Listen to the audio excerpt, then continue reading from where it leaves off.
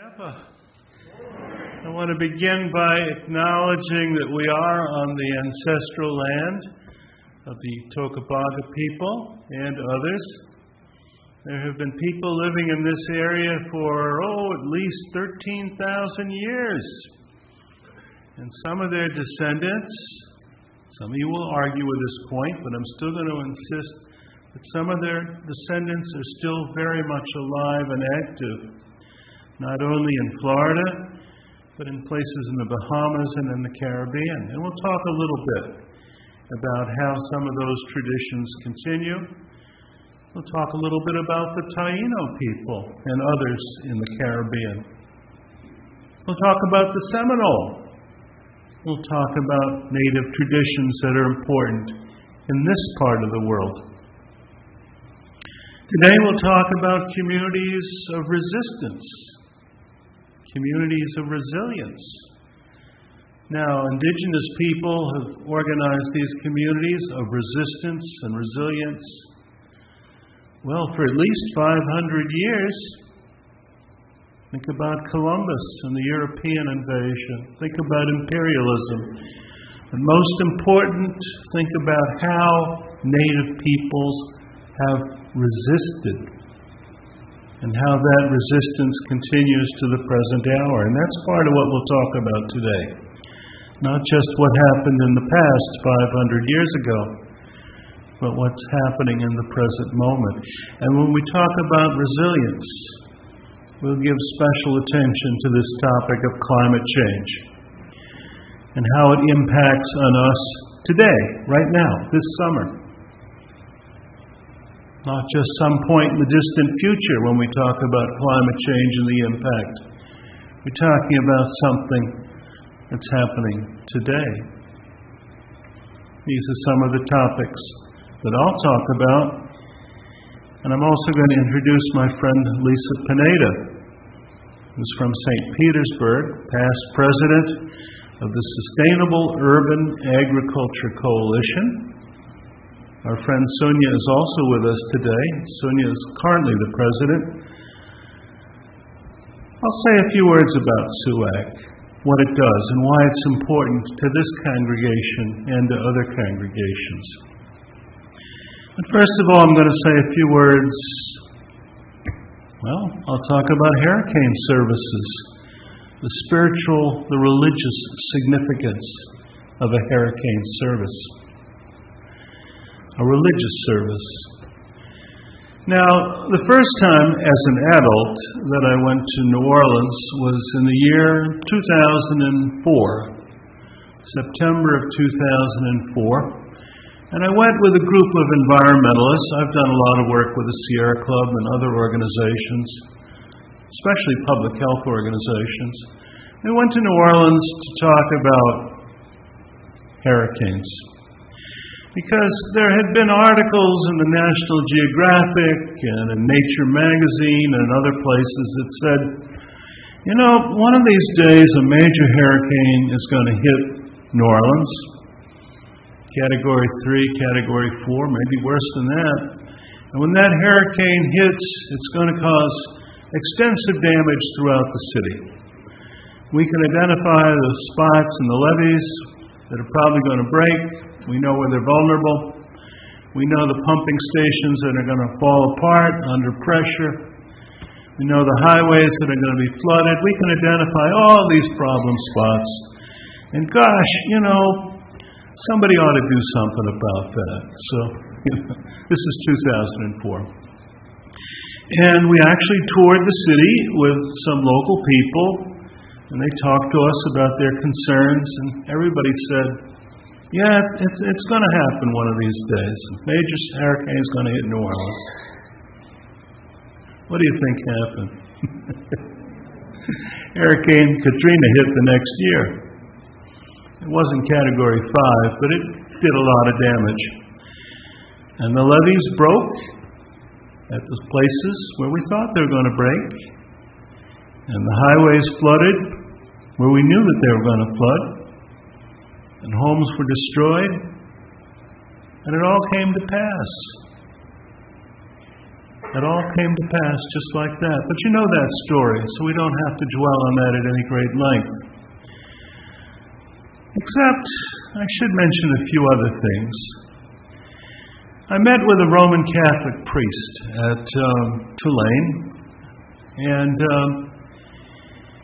I asked, how do you live with this? Because at that point I should mention, living in Massachusetts, so I was kind of new to the Gulf Coast. And I said, how do you live with this? And he told me a story about the hurricane service.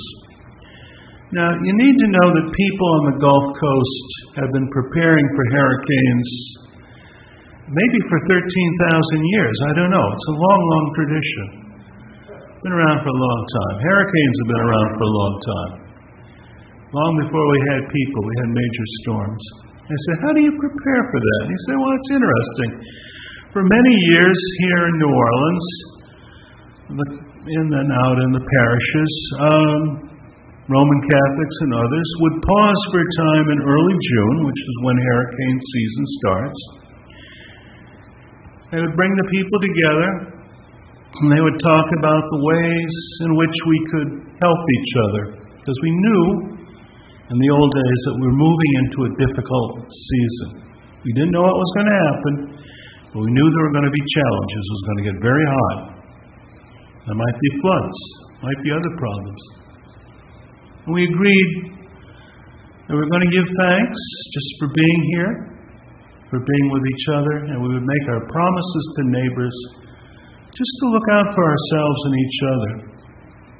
And that's what a hurricane service is all about. The recognition that we stay in harm's way, we're in harm's way, we're going to try to be helpful as best we can. But then he said something interesting happened. We had a new bishop who came down from the north, and he was young and I suppose thought of himself as progressive. And he said, hurricane service? Well, that's some pagan ritual. We're not going to have good Catholics and others involved in such things. And so it was in the 1970s. No more hurricane services. Get rid of that stuff. Until a hurricane appeared. I suppose we could say it put the fear of God into some people, but I leave that to your imagination. After that, the hurricane services came back. And whether you want to call them a pagan ritual or some artifact from the Middle Ages or whatever, you call them whatever you like. They do a lot of good. And I was told this means something to this community. All kinds of people, even people who aren't particularly religious. Just to pause at the beginning of June and think about how we can stay together as a community and just be good to each other. And that's how I was introduced to hurricane season and hurricane services. I went back to North Carolina after a few years as a Unitarian Universalist minister on the Outer Banks when I started in the ministry as a UU, and discovered they did something similar in North Carolina. They had their own hurricane gatherings. They were Protestant gatherings mostly, but again there was some sense that Native people had been doing this for a long time. I was a Unitarian Universalist congregation, Outer Banks, Morehead City. We had our own service. And one Sunday, the National Geographic showed up. I don't know if that'll happen to this congregation or not. You never know. But the word may get around that the UUs are doing something that seems kind of pagan-y or old-timey or whatever. So we wound up on National Geographic Radio, and that recording is still out there somewhere. But we had a drumming circle, and a number of other things happened. But we followed the New Orleans tradition.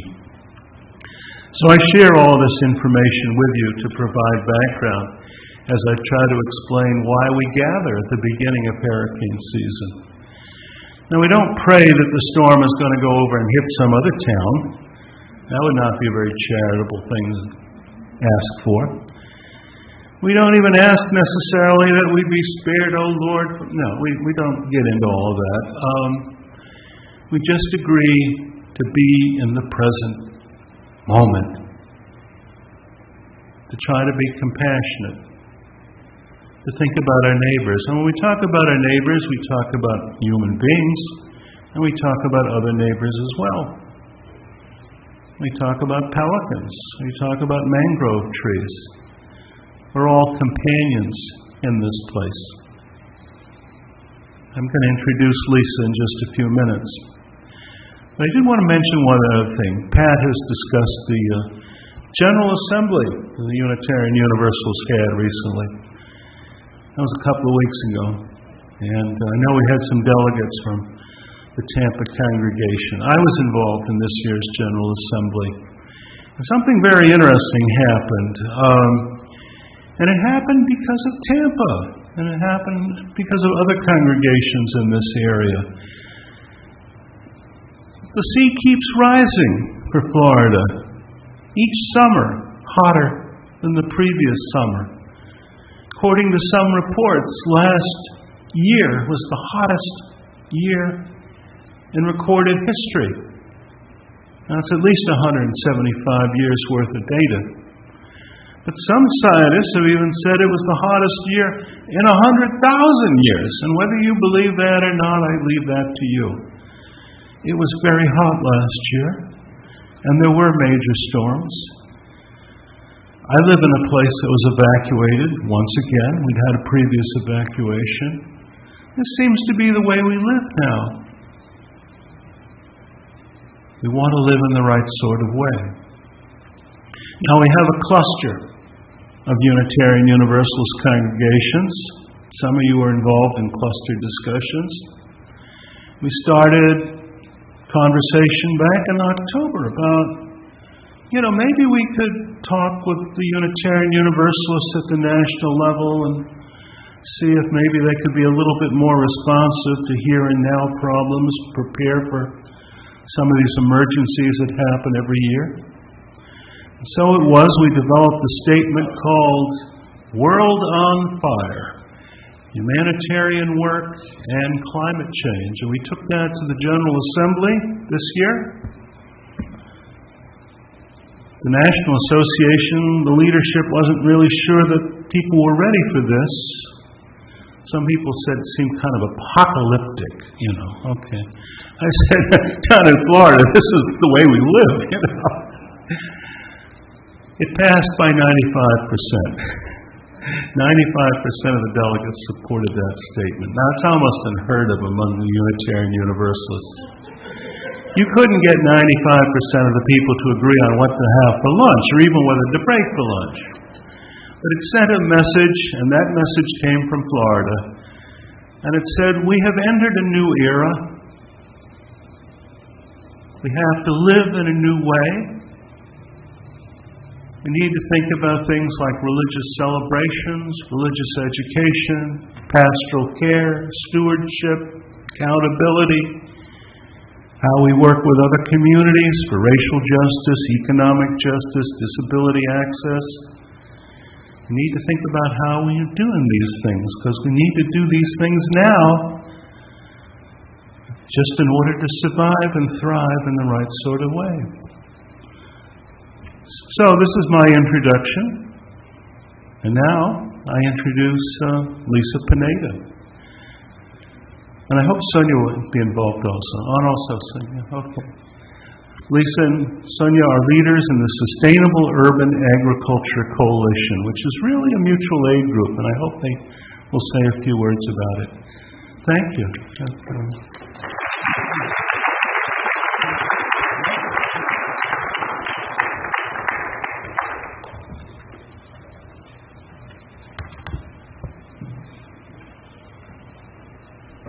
Hold on a moment, I got to get my eyes on.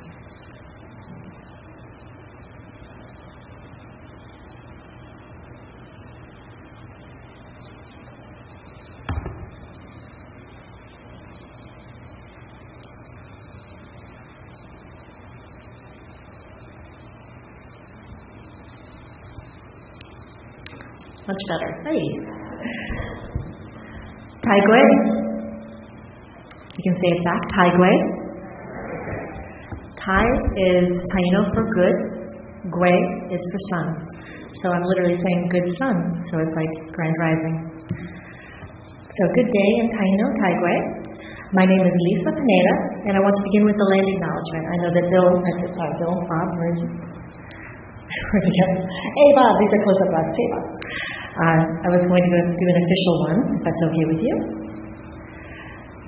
We wish to acknowledge and honor the indigenous communities who lived and took stewardship of this land prior to us. We recognize that we are on indigenous homelands and the resources of the Seminole, Miccosukee, Tocobaga people, as well as their ancestors going back over 10,000 years.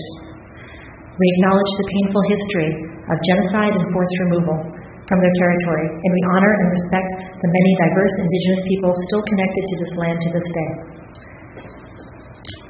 This land on which we gathered is sacred.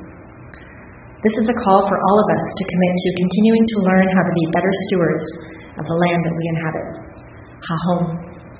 Thank you.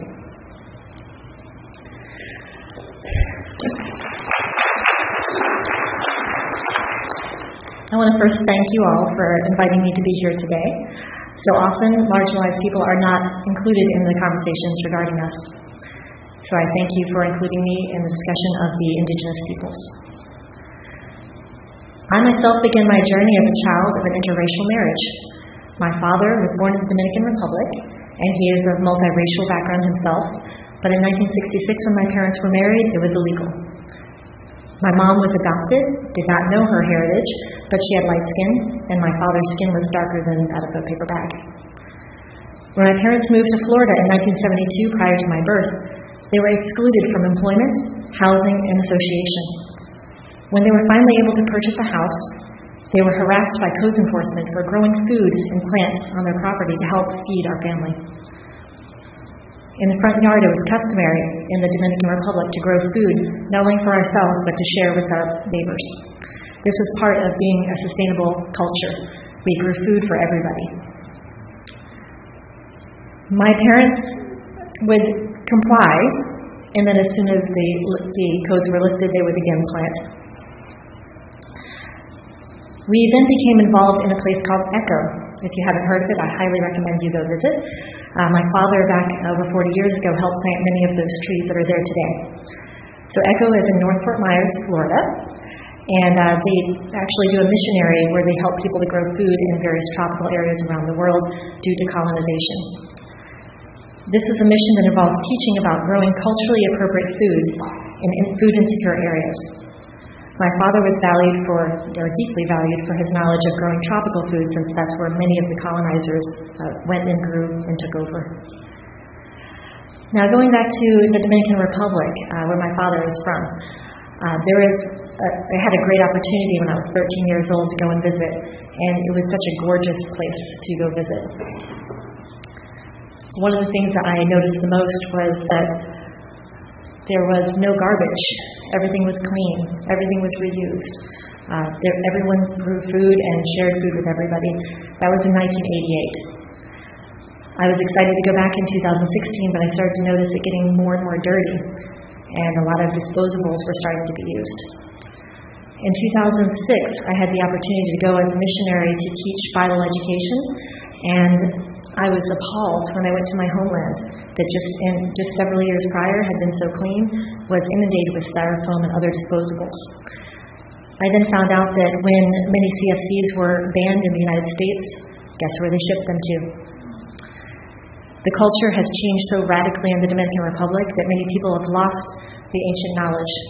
Fortunately, my family are carriers of that knowledge, and we have been active in teaching in the Dominican Republic, but there's been such a huge divide from the history of mutual aid and self-support, because so many people have left to go to the cities to work in various factories.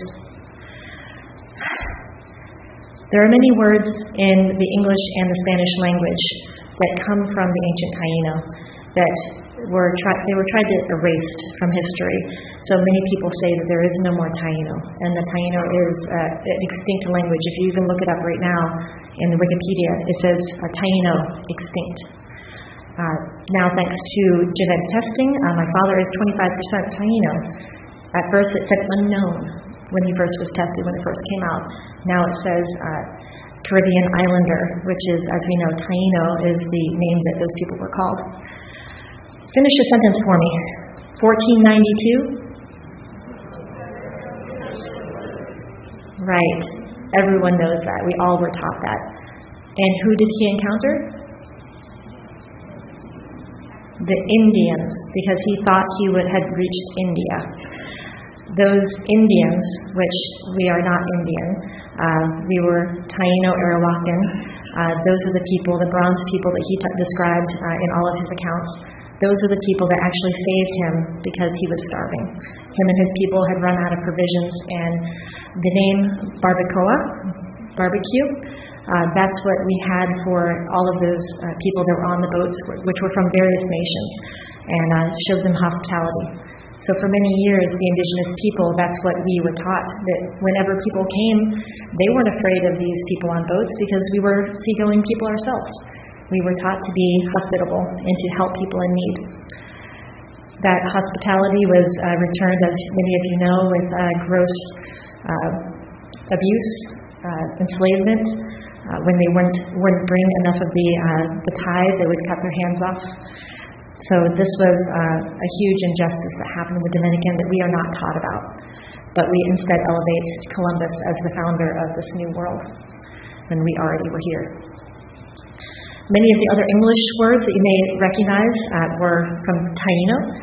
It's barbecue, like I said before, Canaan, canoe, cassava, kay, guava, hammock, hatui, iguana, macana, maize, manatee, mangrove, maroon, potato, savanna, tobacco, among many others.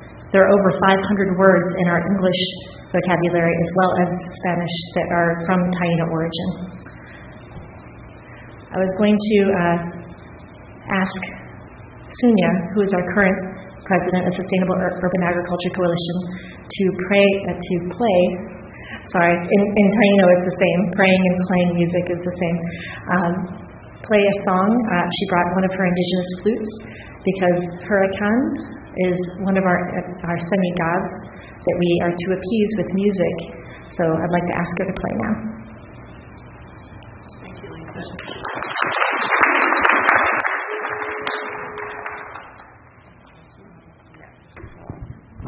Just coordinate this a little bit.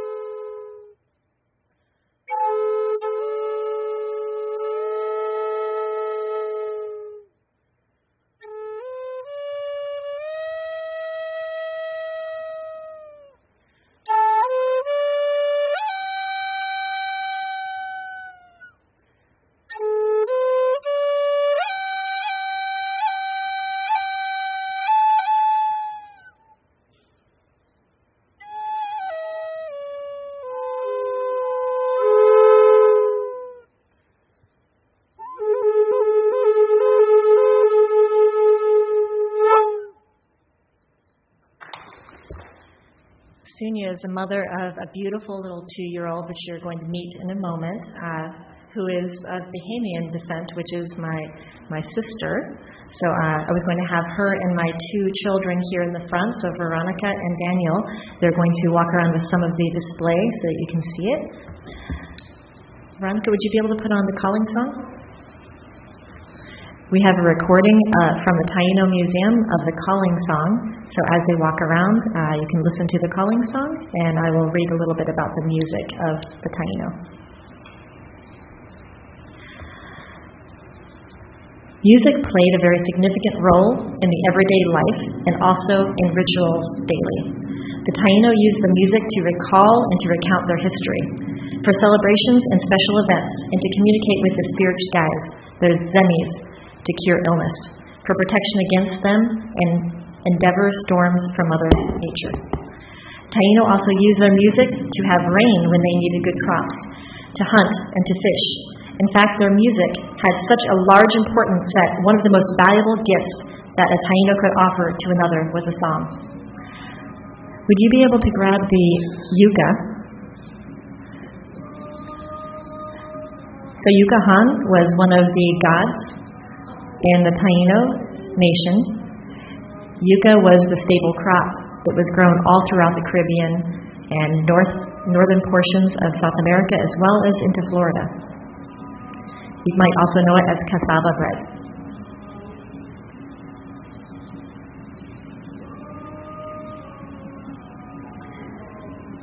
Most of the music that was from the Taino nation has been lost to the destruction from the colonists. We can only guess on the form of the music of the Taino because the Spanish colonists did not leave many details. We do know, however, that music of the natives of the Taino in general is typically very simple, monophonic. That means that it contains a single line that descends in its tone. Normally this would be where I would light a smudge, but would you be able to walk around with a smudge tray? This is a little bit, the Taino is a living people, as I said. I am Taino, so I included cedar, which is local to this area. So all indigenous people would use things that were native to their areas, as well as be part of powwows, which would have a lot of trade. We also have capalba from the Amazon, and we have some amber.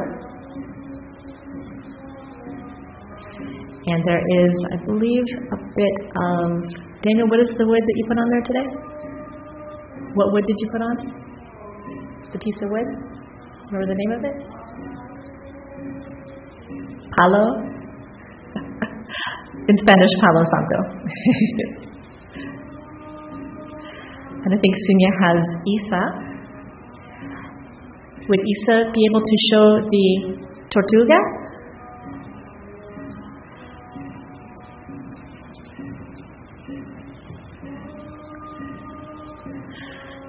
The tortoise was also very important to the indigenous peoples. The people of the Caribbean did eat.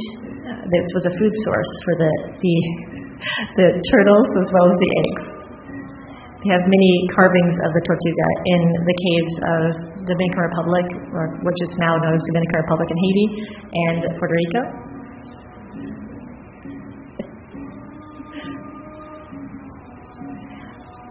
I mentioned that Isa, she is descended from the people of the Bahamas, which were also part of the Taino nation.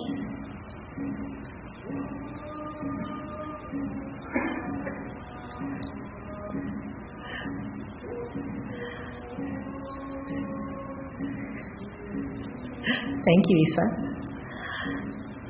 There is, raise your hands if you've been to the Caribbean. Anyone been to the Caribbean? Has anyone been to Haiti? Or Haiti? So Haiti was actually the name of the entire island. It means, actually I can read it for you. This is from the website, if you're interested, tainomuseum.org.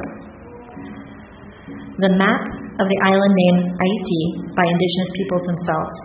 This name was recorded by Christopher Columbus, and it means highland.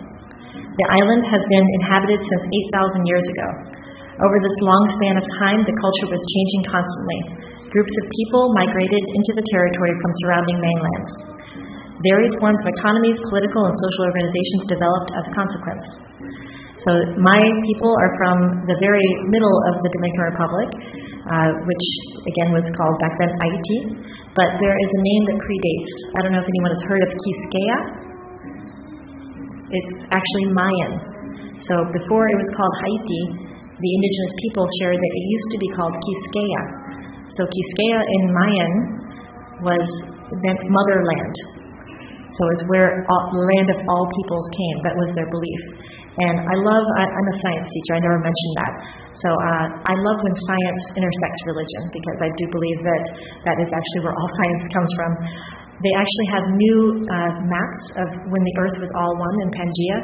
And the Dominican Republic, they never could figure out why there's so many ancient bones from different dinosaurs. There's also amber there. It's one of the few places in the world. But right where my family was from, and has historically been from generation to generation sharing that this was the motherland, the Quisqueya, they actually now know that this was on the northern coast of Africa, which is where people were known to come from. Makes you wonder how they knew that, right? To end today, I was going to ask Veronica to play a song. Do you have it? So a song from the Taino Nation again. Go ahead, you can play. And it has some beautiful flute and some words that is honoring Mother Earth. Please, all of us can do better. I think that your congregation is probably one of the ones that actually acknowledge this, that we need to care for the earth. But this song from the Taino is to carry you forward and to bring this message forward, to care for Mother Earth, because Mother Earth is all we have.